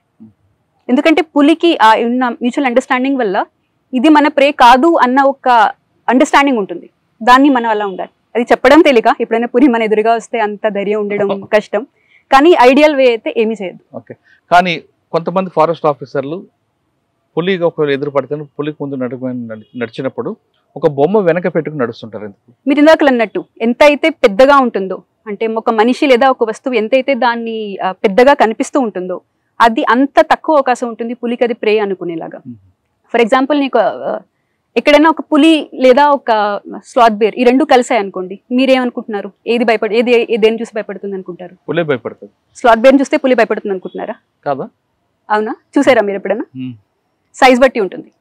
స్లాత్ బేర్ చిన్నది ఉండి పులి పెద్దది ఉంటే స్లాత్ బేర్ భయపడుతుంది. అదే హైట్ బట్టి అయితే దీనికే భయపడుతుంది. స్లాత్ బేర్ పెద్దది ఉంటే మీరు ఇన్ఫాక్ట్ చూస్తే ఎప్పుడైనా ఈ రెండు ఒకటి దాంతో ఒక ఎదురు పడితే స్లాత్ బేర్ సడన్ గా ఏం చేయదు, పరిగెట్టదు, పారిపోదు, ఏమీ చేయదు. జస్ట్ ఇలా రెండు కాళ్ళపైన నించుని చేతులు ఇలా అంటే పెద్దగా చూపిస్తుంది, అంటే తన బాడీ ఉన్నదానికన్నా పెద్దగా చూపించడానికి చూస్తుంది. దాంతో ఓకే పులికి అర్థమవుతుంది ఇది నాకన్నా పెద్దది, లేదా ఇది నేను అటాక్ చేసి చంపే ఆ పరిస్థితి కాదు అనేది దానికి అర్థమవుతుంది. సో అలా చేయడం వల్ల ఆ భయం ఉంటుంది. మీరు ఇందాకలు అన్నట్టు వెనకాతల అది పెట్టడం వల్ల. సో దాంతో ఒక ఇదేంటంటే ముందు నడుస్తున్నప్పుడు మన ముందు ఏముందో మనకు తెలుస్తుంది, కానీ పులి వెనకాతల నుంచి అటాక్ చేస్తుంది. ఎప్పుడైనా అటాక్ చేసేది ఇక్కడ పట్టుకుని అటాక్ చేస్తుంది. అలా జరగకుండా ఉండడానికి ఏం చేస్తారంటే ఒక పైలట్ లాగా ఇక్కడ స్టార్ట్ చేశారు. సో వెనకాతల మొహం పెడితే ఇది ఒక మనిషి, అతని ముఖం ఇంత పైన ఇంత ఎత్తులో ఉంది, ఇది ఇక్కడి నుంచి కనిపిస్తుంది అన్న ఒక హైట్ అంచనా వల్ల పులి అటాక్ చేసే అవకాశం తగ్గుతుంది అన్న ఉద్దేశంతో ఇది స్టార్ట్ చేయబడింది. ఇక్కడ చంద్రపూర్ సక్సెస్ అయింది. అమ్మ గురించి చెప్పండి. అమ్మ ఎలా ఉన్నారు? ఎప్పుడు? అమ్మది లాంగ్ స్ట్రగుల్ అండి, 8-9 years వరకు స్ట్రగుల్ అయ్యి ఇంకా చివరిలో అది డయాగ్నోస్ అయినప్పుడు అడ్వాన్స్ స్టేజ్లో డయాగ్నోస్ అయింది. అందువల్ల చివరిలో చాలా స్ట్రగుల్ తోటి 2022లో చనిపారు. ఏమనిపించింది చనిపోయినప్పుడు? అక్కడే ఉన్నారా మీరు? ఒకటి నా పెళ్ళి చూడగలిగిందమ్మా, నాకు ఉద్యోగం రావడం చూడగలిగింది, నాసిక్ కూడా వచ్చింది ఒకసారి, మేము తీసుకొచ్చి అక్కడ కలిసి ఉన్నాం. అంతవరకు కనీసం అంటే అది కూడా జరుగుతుంది అన్న ఆ హోప్ లేకుండే ఫస్ట్ టైం డయాగ్నోస్ అయినప్పుడు. సో అంతవరకు బాగానే అనిపించింది, కానీ ఎంతన్నా అంటే ఇప్పుడు ఇక్కడ చూడలేకపోయింది కదా, ఇప్పుడు ఇలా నాతో ఉండలేకపోయింది కదా అన్నది ఆ బాధ ఉంటుంది. అది ఇంకా తీర్చలేని ఆ బాధ అది. ఇప్పుడు నాన్నగారు ఇప్పుడు వైజాగ్లోనే ఉన్నారు. చెల్లి ఎవరి మీద డిపెండ్? చెల్లి నాన్నగారి వాళ్ళ అత్తలు, ఇద్దరు అత్తలు అక్కడే ఉంటారు, ఒకళ్ళు ఇంట్లోనే ఉంటారు, ఒకళ్ళు అదే. తమ్ముడు ఇప్పుడు ఎంఎస్ చేస్తున్నాడు. చంద్రపూర్లో మీ మార్క్స్ మీకే ఉందండి, మీ అచీవ్మెంట్ ఏముంది? చంద్రపూర్లో ఎక్స్పీరియన్స్ అసలు చాలా వైడ్ ఎక్స్పీరియన్స్ అండి. నేను చాలా గ్రేట్ఫుల్ నాకు అసలు ఆపర్చునిటీ వచ్చినందుకు. ఎందుకంటే ఐఎఫ్ఎస్ అన్నప్పుడు జనాలు తెలియదని అనుకున్నాం కదా, ఇది ఒక హైబ్రిడ్ సర్వీస్ లాంటిది. అంటే ఏదైతే అడ్మినిస్ట్రేటివ్ సర్వీస్లో డెవలప్మెంటల్ యాక్టివిటీస్ పైన ఫోకస్ ఉంటుందో, అదే పోలీస్లో లా అండ్ ఆర్డర్కి సంబంధించిన ఇది ఉంటుందో ఫోకస్ ఉంటుందో, ఇక్కడ రెండిట్లో హైబ్రిడ్ ఉంటుంది. ఇక్కడ మీరు డెవలప్మెంటల్ యాక్టివిటీస్ చేయగలుగుతారు, విలేజెస్ కానీ ట్రైబల్స్ కానీ ఆ యాక్టివిటీస్ చేయగలుగుతారు. అలాగే ఇక్కడ లా అండ్ ఆర్డర్ రిలేటెడ్ అంటే టైగర్ పోచింగ్, దాని కేస్ ఇన్వెస్టిగేషన్ అవి కూడా చేయగలుగుతారు. సో నాది 2 మెయిన్ అచీవ్మెంట్స్ అని చెప్పగలుగుతానండి, అట్లీస్ట్ నా ఎక్స్పీరియన్సెస్ ప్రకారం. ఇక్కడ నేచర్ ఎడ్యుకేషన్ సంబంధించి బొటానికల్ గార్డెన్ అని ఒక పెద్ద ప్రాజెక్ట్ స్టార్ట్ చేశారు. అది ఇంతకు ముందు ఇక్కడ ఉన్న ఎమ్మెల్యే ఫారెస్ట్ మినిస్టర్, ఇంతకుముందు ఫారెస్ట్ మినిస్టర్, అతని కాన్స్టిట్యుయెన్సీ ఇది చంద్రపూర్. సో అతన్ని స్టార్ట్ చేసిన ప్రాజెక్ట్ అది. నేను దాన్ని ఇనాగ్రేట్ చేయగలిగాం, అంటే ఒక టీంతో, మంచి టీంతో మేము దాన్ని ఇనాగ్రేట్ చేయగలిగాం. అది 250 కోట్ల ప్రాజెక్టు ఒక 6-7 ఏళ్ల వరకు నడిచింది. అది లాస్ట్ ఇయర్ 2024లో ముఖ్యమంత్రి గారు, మహారాష్ట్ర ముఖ్యమంత్రి గారు దాన్ని ఆవిష్కరించారు, ఇనాగ్రేషన్ జరిగింది. ఒక సంవత్సరంలో సుమారు 10 లక్షల మంది దాకా విజిటర్స్ వచ్చారు. ఒక 40,000 మంది పిల్లల్ని మేము ఇక్కడ గైడెడ్ స్టడీ టూర్ లేదా గైడెడ్ టూర్స్ కింద మేము తీసుకురాగలిగాను. ఓవరాల్గా నేచర్ ఎడ్యుకేషన్కి ఒక ప్లాట్ఫామ్ లాగా తయారు చేయగలిగాం. అది నాకు ఒక పెద్ద ఎక్స్పీరియన్స్. అంటే ఫస్ట్ పోస్టింగ్లోనే అంత చేయగలగడం ఒక ఎక్స్పీరియన్స్. రెండో పెద్ద ఎక్స్పీరియన్స్ టైగర్ పోచింగ్ కేసులో ఏదైతే నేను చెప్పిన 2 ఇన్వెస్టిగేషన్ అది చేయగలిగాం. అది 2025లో స్టార్ట్ అయింది. ఒక చిన్న కేసు నుంచి, మా దగ్గర స్టార్ట్ అయిన ఒక చిన్న కేసు నుంచి ఒక పార్దీ బహేలియా అన్న ఒక గ్యాంగ్ వాళ్ళు ఇక్కడికి వచ్చి, ఇక్కడి నుంచి వాళ్ళు ఎలాగ టైగర్స్ని చంపి దాన్ని అక్కడ అస్సాం, షిల్లాంగ్లో ఉన్న వాళ్ళకి అమ్ముతున్నారు, అక్కడి నుంచి అది ఎలా మయన్మార్ వరకు వెళ్ళిందో, ఇది ఒక పెద్ద కేసు. ఒక ఎంటైర్ గ్యాంగ్ ని ఐడెంటిఫై చేసాం. మీ దగ్గర పులుల్ని ఏ విధంగా వేటాడుతారు? సాధారణంగా కొన్ని ప్రాంతాల్లో పులుల్ని, మీకు సాకి అనే పులు ఉంటుంది హైదరాబాద్లో జూ పార్క్లో, అది అప్పుడు సెన్సేషన్. ఆ సాకి పులిని ఒక వ్యక్తి పైనుంచి రావడం, ఆ పులిని హ్యాంగ్ చేయడం, దాన్ని ఉన్న స్కిన్ గోల్డ్ తీసుకుని వెళ్ళి అమ్ముతాడు. ఎవరు చేశారు, పులిని చంపడం అనేది పెద్ద హీరో అది. కానీ మీ దగ్గర ఎంఓ ఏ విధంగా ఉంటుంది? అంటే పులికి మొత్తం బంధుని చంపుతారా, నేను నాకు చెప్పినట్లు హ్యాంగింగ్ చేసి ఉచ్చులో పడి చంపేస్తుంటారా? ఇప్పుడు ఏదైతే మేము చూసిన కేసు చెప్పానో, అది జనవరిలో జరిగిన కేసు. ఆ కేసు ఇంట్రెస్టింగ్గా ఉండే, చాలా గ్రూసమ్, క్రూయల్గా కూడా అనిపించి ఉండే. ఎందుకంటే మీరు అన్నవి లోకల్ గ్యాంగ్స్ అయి ఉండొచ్చు, అంటే ఆపర్చునిటిస్టిక్గా చంపగలిగే ఉండొచ్చు. కానీ ఇప్పుడు నేను చెప్తుంది ఒక ఆర్గనైజ్డ్ టైగర్ పోచింగ్ గ్యాంగ్. వాళ్ళది ట్రెడిషనల్ హంటర్స్ ఒకప్పుడు ఉండేవారు, ప్రిమిటివ్ హంటర్స్ ఉండేవారు. పార్దీ, బహేలియా, బావరియా ఇలాంటి గ్యాంగ్స్ అక్కడ ట్రైబల్స్ వాళ్ళు, కాబట్టి వాళ్ళు ఎంఓ రాగానే తల మీద కొడతారు.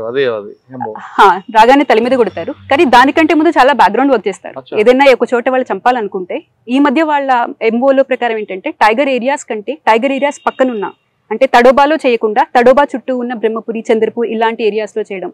అంటే ఎక్కడైతే తక్కువ ప్రొటెక్షన్ ఉంటుందో, తక్కువ పెట్రోలింగ్ ఉంటుందో, ఫస్ట్ ఆ ఏరియాకి వెళ్తారు, అక్కడ ప్రాపర్ రెక్కీ చేస్తారు, అక్కడ కొన్ని నెలలు కావాలంటే ఉంటారు. అండ్ ఉన్నప్పుడు కూడా ఎలా ఉంటారంటే ఒకలాంటి డేరా, 4 పుల్లలు, 4 బాంబూ కట్టెలు ఉంటాయి, దానిపైన ఒక టార్పాలిన్ షీట్ ఉంటుంది, అదే వాళ్ళ ఇల్లు. దాని కింద ఒక మంచం లాగా పెట్టుకుంటారు, మొత్తం వాళ్ళ పిల్లలతో సహా, ఫ్యామిలీతో సహా అందరు అక్కడే ఉంటారు.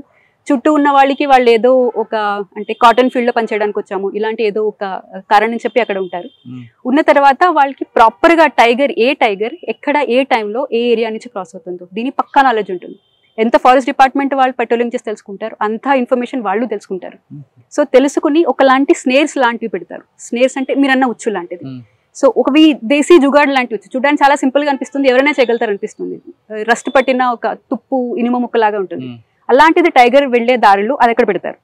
పెట్టిన తర్వాత ఎంత స్ట్రాంగ్ ఉంటుందంటే టైగర్ ఒక చిన్న సాఫ్ట్ పాయిల దాని మీద పెట్టగానే ఫట్న ఇలా పట్టేసుకుంటుంది, ఇంకా టైగర్ ఎక్కడి నుంచి కదలలేదు.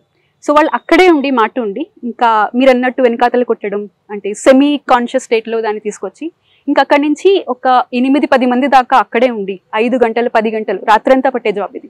ఉండి అక్కడే ఉండి ఫటాఫట్ దాన్ని డిస్కెన్ చేయడం, చాలా ప్రొఫెషనల్ గా ఎక్కడి నుంచి ఎలా కట్ చేయాలనే దాన్ని ప్రొఫెషనల్ గా చేయడం. అక్కడే స్కిన్ సెపరేట్ చేస్తారు, గోర్లు సెపరేట్ చేస్తారు, ఆ మీట్ అంతా చేసి అక్కడే కప్పు పెట్టేస్తారు లేదా కాల్ చేస్తారు, కొన్నిసార్లు తింటారు కూడా. ఆ ఏరియాలో కప్పు పెట్టేసి ఇంకా ఆ రోజు తర్వాత అక్కడ ఒక జరిగిందనే విషయం కూడా తెలియదు, అంత ప్రొఫెషనల్ గా వీళ్ళు క్లియర్ చేయగలుగుతారు డెబ్రీ అంతా క్లియర్ చేయగలుగుతారు. కాకపోతే ఇందులో మాకు తెలిసింది ఏంటంటే ఇందులో టైగర్ స్కిన్ కంటే కూడా టైగర్ ఎముకలకి ఎక్కువ వాల్యూ ఉంది. ఈ విషయం అంటే ఇంతవరకు మేము టైగర్ ఎందుకు చంపుతారంటే స్కిన్ కోసం అనుకునేవాళ్ళు, కానీ టైగర్ స్కిన్ కోసం ఆల్రెడీ టైగర్ ఫార్మ్స్ ఉంటాయి చైనాలో. ఇండియాలో టైగర్స్ కి ఏమి మార్కెట్ లేదు. ఇదంతా ఆల్మోస్ట్ సౌత్ ఈస్ట్ ఏషియాకి, ఈస్ట్ ఏషియాకి ఎక్స్పోర్ట్ అయిపోతుంటుంది. అక్కడ వాళ్ళకి టైగర్ స్కిన్స్ ఆల్రెడీ ఉన్నాయి. వాళ్ళు డొమెస్టిక్ అంటే జూలో పెట్టిన టైగర్స్ అలాంటి వాటిలో వాళ్ళు టైగర్ స్కిన్ తీసుకుంటారు. కాకపోతే వీళ్ళకి ఇప్పుడు కొత్తగా వస్తుంది ఏంటంటే ట్రెడిషనల్ చైనీస్ మెడిసిన్ TCM అని ఒకటి మీరు వినుంటారు. అందులో వాళ్ళు ఏంటంటే వైల్డ్ లో ఉన్న పెరిగిన టైగర్స్ దాని తాలూకా ఎముకలు, ఫ్రెష్ ఎముకలు, అందులో ఉన్న గుజ్జుతో ఏదో చేస్తే ఎఫ్రోడీజియాక్ అని, అంటే వాళ్ళకి ఇంకెందుకు వేరే వేరే కారణాల వల్ల వాళ్ళకి మెడిసినల్ గా పనికొస్తుందని, ఇలాంటి కొన్ని అపోహల వల్ల వాళ్ళు ఇక్కడ నుంచి అంటే ఇండియా నుంచి తీసుకువెళ్ళే టైగర్స్ కి ఎక్కువ ఇంపార్టెన్స్ ఇస్తున్నారు. అందులో చాలా కోట్ల ట్రాన్సాక్షన్స్ అది మేము ట్రాక్ చేసిన తర్వాత మాకు తెలిసింది టైగర్ స్కిన్ కంటే కూడా టైగర్ బోన్స్ కి వాల్యూ ఎక్కువ, వైల్డ్ టైగర్ బోన్స్ కి వాల్యూ. మీ దగ్గర ఒక కేసు దొరికింది, ఆ కేసులో అంతవరకు ఇన్వెస్టిగేషన్ ఎలా తీసుకోలేరు మీరు? లీడ్ ఎక్కడ వచ్చింది? ఇక్కడ మేము తీసుకున్నప్పుడే చాలా చిన్న కేసు, వాళ్ళ దగ్గర ఏమీ పెద్ద దొరకలేదు, ఏదో చిన్న దొరకారు, ఈజీగా దొరకలేదు. ఇన్ఫాక్ట్ పారిపోయిన వాళ్ళు ఇప్పటికీ అక్కడే ఉన్నారు. అండ్ వాళ్ళు కరడు గట్టిన నేరస్తులు అన్నట్టు, అంటే మీరు చూస్తే సినిమాలో చూపించినట్టు ఎంత కుట్టినా ఏమి చెప్పరు అన్నట్టు అలాంటి వాళ్ళు ఉంటారు కదా, అలాంటి కరడు గట్టిపోయిన వాళ్ళు ఇలాంటి వాళ్ళు. సో వాళ్ళు జస్ట్ ఇక్కడ లోవర్ రంగులో ఉన్నవాళ్ళు, వీళ్ళు ఇక్కడ తీసుకుని చంపి వీళ్ళకి ఒక మిడిల్ మ్యాన్ ఉంటాడు, ఆ మిడిల్ మ్యాన్ నార్త్ ఈస్ట్ లో ఉంటాడు. సో మాకు దొరకడానికి కారణం వాళ్ళ డేరా అవన్నీ తవ్వుతూ ఉంటే కింద వాళ్ళు దాచిపెట్టారు, అంటే చంపడానికి కావాల్సిన పదును పెట్టే ఆ వస్తువులన్నీ కింద దాచిపెట్టారు. అలా చూస్తూ ఉంటే మధ్యలో వాళ్ళు చూడడానికి ఏమి లేకపోయినా వాళ్ళ బ్యాంక్ అకౌంట్స్ లక్షల కొద్ది డబ్బులు దొరికాయి. అంటే వాళ్ళ దగ్గర పాస్బుక్లు ఉన్నాయి, చాలా రకాల పాస్బుక్లు బ్యాంకులు ఉన్నాయి, లక్షల కొద్ది డబ్బులు ఉన్నాయి. సో ఇన్ని డబ్బులు ఇంత వీళ్ళ దగ్గర ఎలా ఉన్నాయి, అసలు తినడానికి తిండి లేనట్టు ఉంటారని అనిపించి అక్కడి నుంచి ఫైనాన్షియల్ ట్రైల్ మేము ట్రాక్ చేసాం. ట్రాక్ చేస్తే అంతా వెళ్ళి షిల్లాంగ్ లో ఒక పర్సన్, అతను వీళ్ళందరికీ కోఆర్డినేట్ చేస్తాడని తెలిసింది. చాలా పెద్ద స్కేల్లో జరుగుతుందని, చాలా ఏళ్ల నుంచే జరుగుతుందని తెలిసింది. అక్కడి నుంచి అతన్ని ఇక్కడ పట్టుకుని ఇన్వెస్టిగేట్ చేసి చూస్తే అక్కడి నుంచి చైన్ అంటే మయన్మార్ లో పుట్టి ఇండియాలో సెటిల్ అయిన ఒక ఆవిడ అక్కడి నుంచి వీళ్ళ అంటే ఇండియాకి మయన్మార్కి మధ్య ఒక నోడల్ గా పనిచేస్తుందని తెలిసింది. అక్కడి నుంచి అక్కడ హవాలా వాళ్ళు అంటే సరే పంపిస్తారు, సరే మా డబ్బులు ఎలా వస్తాయి, ఆ డబ్బులకి కోసం ఒక హవాలా మెకానిజం, ఇక్కడ నుంచి అక్కడికి డబ్బులు వెళ్ళడానికి ఒక మెకానిజం, మయన్మార్ నుంచి ఇక్కడికి రావడానికి కూడా ఒక ఏజెంట్లు వాళ్ళందరూ బార్డర్ లో ఉంటారు. ఎగ్జాక్ట్ ఆ రూట్ అదంతా మాకు అంటే స్టెప్ బై స్టెప్ అలా చూసుకుంటే చాలా పెద్ద లెంత్ అంటే లెందీ ఆర్గనైజ్డ్ క్రైమ్ ఉన్న విషయం తెలిసింది. ఆ కేసులో ఎంతవరకు వెళ్ళారండి మీరు? ప్రస్తుతం కోర్టులో ఉంటే దాని గురించి మాట్లాడద్దు, కోర్టులో లేకపోతే రివీల్ చేయండి. కోర్టులో ఎంతమందిని అయితే మేము అరెస్ట్ చేసాము అంటే ఈ మొత్తం ఎంటైర్ దాంట్లో ఇక్కడ ఉన్న పోచర్స్, మధ్యలో ఉన్న మిడిల్ మెన్, ఆ మయన్మారీస్ ఒక లేడీ ప్లస్ ఇక్కడ ఉన్న హవాలా ఏజెంట్స్ వరకు మొత్తం లింక్ మేము తీసుకున్నాం. వాళ్ళందరినీ అరెస్ట్ చేసాం. ఒక్కొక్కసారి ఫీల్డ్ ట్రిప్ తోటి వాళ్ళని అరెస్ట్ చేసాం. ఎవరికి బెయిల్ రాలేదు, అందరు ఇప్పుడు కరెంట్లీ కోర్టులోనే ఉన్నారు అండ్ కోర్టు కేసు జరుగుతుంది. మొత్తం వాళ్ళు కేవలం చంద్రపూర్ లో చేశారు, చుట్టుపక్కల ఎక్కడ చేశారా? చుట్టుపక్కల కూడా చేశారు. ఇది ఇంట్రెస్టింగ్ గా ఏం జరుగుతుందంటే మహారాష్ట్ర కాకుండా మహారాష్ట్రలోనే వీళ్ళందరూ చాలా మంది లోకల్ పోచింగ్ గ్యాంగ్స్ ఏదైతే పార్టీ వాళ్ళు అనుకుంటున్నామో వాళ్ళు కట్నీ నుంచి అని మాకు అర్థమైంది. కట్నీలో ఎలా అంటే చాలా ట్రెడిషనల్ హంటింగ్ ఫ్యామిలీస్ ఉన్నాయి. సో ఒక్కొక్క ఫ్యామిలీకి వాళ్ళు ఒక హోలీ అలాంటి టైంలో కలిసి వాళ్ళు ఒక మీటింగ్ లాగా పెట్టుకుంటారు. పెట్టుకుని ఈ ఫ్యామిలీకి ఇదిగోను మీరు చంద్రపూర్ తీసుకోండి, మీరు గడ్చిరోలి తీసుకోండి, ఇలా వాళ్ళు పంచుకుంటారు. సో ఈ గ్యాంగ్ ఇక్కడే ఎక్కువ చేసింది, వేరే చోట్ల కూడా చేసినాయి, కావల్లో కూడా చేసిన వాళ్ళు ఉన్నారు, గడ్చిరోలి కూడా చేసిన వాళ్ళు ఉన్నారు. కాకపోతే వాళ్ళు వేరే ఫ్యామిలీస్, సేమ్ కాస్ట్ లేదా సేమ్ ఊరు నుంచి వాళ్ళు బిలాంగ్ అయి ఉంటారు. కాకపోతే వాళ్ళు పంచుకుని ఒక సామరస్యంగా ఒక బిజినెస్ మోడల్ లాగా చేసుకున్నట్టు అనుకోవాలి. అంటే ఇక్కడ eco system tiger eco system start అవుతుంది. టూరిజం డెవలప్మెంట్ ఏ విధంగా ఉంటుంది? ఇందాక అడిగారు ఈ ఫారెస్ట్ డిపార్ట్మెంట్ పనిలో ఎంత లోకల్ పీపుల్ సపోర్ట్ కావాల్సి ఉంటుందని. దానికి ఒక బెస్ట్ ఎగ్జాంపుల్ నా టెన్యూరోలో నేను చూసాను. ఇక్కడ మేము కార్వా సఫారీ అని ఒక టెరిటోరియల్ ఏరియాలో సఫారీ స్టార్ట్ చేసాం. టైగర్ రిజర్వ్స్ లో టైగర్ సఫారీ ఉంటూనే ఉంటుంది. మేము ఇది స్టార్ట్ చేయడం వల్ల ఏం జరిగిందంటే ఒక సంవత్సరం 2 సంవత్సరాల్లోనే జనాలు రావడం మొదలు పెట్టారు. మేము తడోబా కంటే కూడా తక్కువ ఖర్చుతోటి, తక్కువ సఫారీ డబ్బులతోటి మేము ఎంట్రీ ఇవ్వడం స్టార్ట్ చేసాం. టైగర్లు కనిపించడం కూడా మొదలు పెట్టాయి. దాంతో లోకల్ వాళ్ళు బయట వాళ్ళకి అంటే పూణే, ముంబై, హైదరాబాద్ వాళ్ళు కూడా చెప్పడం మొదలు పెట్టారు. వాళ్ళు కూడా వచ్చారు. వాళ్ళు వస్తున్నారని తెలిసి లోకల్ వాళ్ళు వాళ్ళ సొంత డబ్బులతో అప్పు తీసుకుని జిప్సీలు కొనుక్కున్నారు. సో ఇప్పుడు వాళ్ళే లోకల్ జిప్సీలన్నీ వాళ్ళే రన్ చేస్తున్నారు. దీంతో ఓవరాల్ ఎకో సిస్టమ్ క్రియేట్ అవ్వడం వల్ల మేము చూసిన ఫస్ట్ మేజర్ చేంజ్ ఏంటంటే అక్కడ ఇంతకుముందు వరకు జరిగే ఆ చెరాయి క్యాటిల్ గ్రేజింగ్ ఏదైతే ఉంటుందో అది అయిపోయింది. అక్కడ పోచింగ్ అంటే మేము కొత్తగా పెట్రోలించాల్సిన అవసరం లేదు. ప్రతిరోజు లోకల్ వాళ్ళు వెళ్తారు, వాళ్ళు చూసి చెప్తారు ఈరోజు టైగర్ కనిపించింది, ఇది ఇక్కడ కనిపించింది, ఇక్కడ తాగుతుంది అని చెప్తారు. అంటే ఏ పని అయితే ఫారెస్ట్ డిపార్ట్మెంట్ చేస్తుందో, అంటే చాలా ఎఫర్ట్ పెట్టి పెట్రోలింగ్ చేయడం, ప్రొటెక్ట్ చేయడం మేము చేయాల్సి వస్తుందో, అది ఫ్రీగా వాళ్ళే కావాలనుకుని లోకల్ వాళ్ళు చేస్తున్నారు. సో ఇదొక విన్ విన్, వాళ్ళు ఓన్ చేసుకుంటున్నారు. ఇప్పుడు అది వాళ్ళ ఫారెస్ట్ లాంటిది. అక్కడ ఏ చిన్న జరిగినా వాళ్ళు వచ్చి మాకు చెప్తారు, మేము వెళ్ళి వాళ్ళకి చెప్పాల్సిన అవసరం లేదు. వాళ్ళే దాని మేనేజ్మెంట్ చూస్తున్నారు, దాని హ్యాబిటాట్ మేనేజ్మెంట్ వాళ్ళే చూసుకుంటున్నారు, వాళ్ళే దాన్ని ప్రొటెక్ట్ చేసుకుంటున్నారు. అదొక విన్ విన్ సిచ్యువేషన్. టూరిజం ఎలా ఫారెస్ట్ ప్రొటెక్షన్ కి కావాలో సహకరిస్తుందో ఇది చెప్పడానికి బెస్ట్ ఎగ్జాంపుల్ అని చెప్తాను నేను. ఫైనల్గా చెప్పండి, ఈ డిపార్ట్మెంట్కి వచ్చారు, సముద్ర ప్రాంతం నుంచి అడవి ప్రాంతానికి వచ్చారు. ఈ డిపార్ట్మెంట్ అంటే ఇష్టంగా వచ్చినా ముందు ఛాన్స్గా వచ్చో, ఇక్కడికి వచ్చిన తర్వాత ఇష్టపడ్డావు కాబట్టి మీ గోల్ ఏముంది? కరెక్ట్ గా చెప్పారు. ఇక్కడికి వచ్చినప్పుడు ఒక ఉద్యోగం అనుకునే వచ్చాను, కానీ ఇక్కడికి వచ్చిన తర్వాత నాకు నిజంగా దీని గురించి అర్థమైంది, దీన్ని అప్రిషియేట్ చేయడం స్టార్ట్ చేశాను. గోల్ అంటే నాకు ఈ సర్వీస్ ఒక పెద్ద ప్లాట్ఫామ్ ఇచ్చింది, పెద్ద హ్యూజ్ రిసోర్సెస్ ఇచ్చింది. దీన్ని ఒక సెన్స్ ఆఫ్ పర్పస్ తోటి ఎంతో కొంత చేంజెస్ తీసుకురావాలని చూస్తున్నాను. చాలా పెద్ద పెద్ద చేంజెస్ అని కాదు, ఒక చిన్న చేంజ్ ఒక కుటుంబానికి లేదా ఒక ఊరికి ఏ కొంచెం చేయగలిగినా సరే అది ఆ పర్పస్ లేదా నాకు వచ్చిన అవకాశానికి నేను జస్టిస్ చేశాను అనుకుంటున్నాను. అది చేయడమే నాకు. ఓకే, ఇక్కడ మరొక క్వశ్చన్ వస్తుంది మీకు. ఇటు ప్రొఫెషనల్, పర్సనల్ లైఫ్. ఆడపిల్లవైనా ఇంటికి వచ్చాక భర్తకు మన చేతిని వంట పెట్టాలి, ఇవన్నీ కూడా ఉంటాయి. మరి ఈ రెండు అంటే పర్సనల్ లైఫ్ని ప్రొఫెషనల్ ఎలా మేనేజ్ చేస్తున్నారు? మీరు చెప్పింది వ్యాలిడ్ క్వశ్చన్. ఇన్ఫాక్ట్ చాలా మంది కపుల్ ఎవరైతే సర్వీస్ లో ఉన్నారో వాళ్ళు ఫేస్ చేసేదే ఇది. అందులో ఏంటంటే ఇట్ డిపెండ్స్ ఆన్ పార్ట్నర్ అండి. మీ పార్ట్నర్ ఎంత అండర్స్టాండింగ్ ఉంటారు, అంటే ఎంత మీ నుంచి ఎక్స్పెక్టేషన్స్ ఎలా ఉంటాయి అన్న దాన్ని బట్టి ఈ వర్క్ లైఫ్ బ్యాలెన్స్ జరుగుతుంది. ఒక రకంగా చూడాలంటే మహారాష్ట్రలో కనీసం స్పౌజల్ కేసెస్ లో ఒక చోట పోస్టింగ్ ఇవ్వడం అన్నది ఇక్కడ ట్రెడిషనల్. ఆ రకంగా ఇబ్బంది ఉండదు. లైక్ మీ ఇద్దరం నాసిక్లోనే కలిసి పనిచేసాం, ఇక్కడ చంద్రపూర్లో కూడా కలిసి పనిచేస్తున్నాం. అది కాకుండా ఉన్నది అంటే ఇంకా పార్ట్నర్ మధ్య అండర్స్టాండింగ్ ఎంత బాగుంది, అండర్స్టాండింగ్ బట్టే ఉంటుంది. మీ ఇద్దరిలో ఎవరు వంట చేస్తే మీకు ఇష్టం? అంటే ఆయన చేస్తారా లేదా మీరు చేసి పెడతారా? పోహా తప్ప ఏమీ చేయడం రాదు, సో ఇంకన్నా క్వశ్చనే లేదు. మీకు పోహా తప్ప రాదు? తనకి పోహా. నేను ఈ మధ్య బానే చేస్తున్నాను అనుకుంటున్నాను. నాకు మీరు తను అడగండి, తను బాగా చెప్తాడు. అడుగుతా. కానీ ఇంటికి వచ్చాక కూడా ప్రొఫెషనల్ గురించి మాట్లాడుకుంటారా, లేదు పర్సనల్ లైఫ్ ఉంటారా? అలా లేదు, ప్రొఫెషనల్ గా డిస్కస్ చేస్తూ ఉంటాం. ఆ రోజు ఎలా జరిగింది, ఎందుకంటే ఇద్దరికి కామన్ గా ఉండేవాళ్ళు చాలా మంది ఉంటారు. ఎవరైనా బాసులు కానీ లేదా ఫ్రెటర్నిటీ కానీ ఇద్దరికి చాలా కామన్ ఉంటాయి. సో అది మాట్లాడుకుంటుంటాం. అది కాకుండా కూడా వేరే మాట్లాడుకోవడం ఇంపార్టెంట్ మీరన్నా ఆ బ్యాలెన్స్ తీసుకురావడానికి.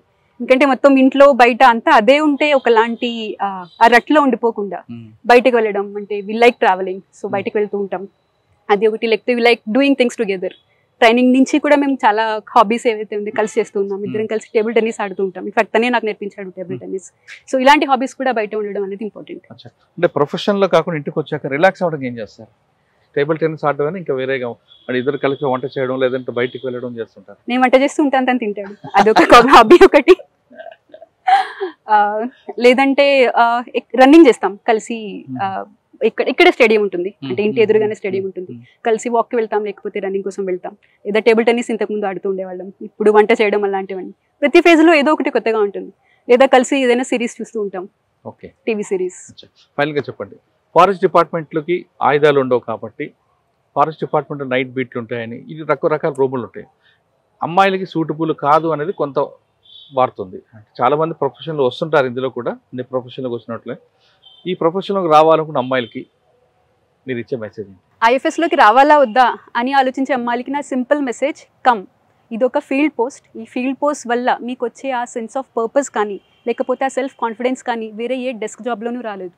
అండ్ ఇక్కడికి వచ్చిన తర్వాత కూడా వచ్చే మీ ప్లాట్ఫామ్ కానీ అమౌంట్ ఆఫ్ రీసోర్సెస్ కానీ ఒక సొసైటీలో చిన్న చేంజ్ తీసుకురావడానికి మీకు చాలా అవకాశాలు ఉంటుంది, అంత ఆపర్చునిటీ ఉంటుంది.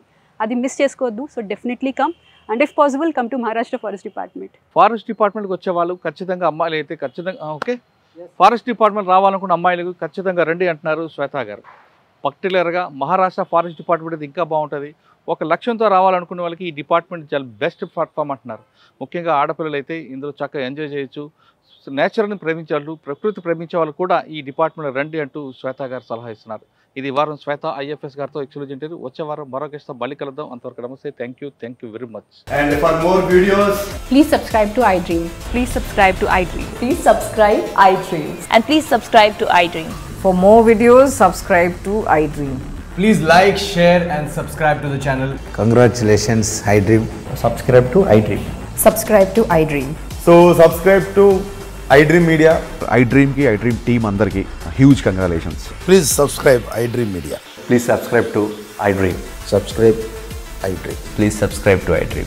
iDream అంటే నా కళల ఛానల్ సబ్స్క్రైబ్ చేసుకున్న నోరు తిరుగుతలేదు, మీరైతే గంట గుర్తు కొట్టండి. For more such videos, please subscribe to iDream. Subscribe to iDream. Please subscribe to iDream. Please subscribe iDream Media. Please do subscribe to iDream. Please subscribe to iDream Media. For best entertainment and information, please subscribe iDream. And don't forget to subscribe to iDream.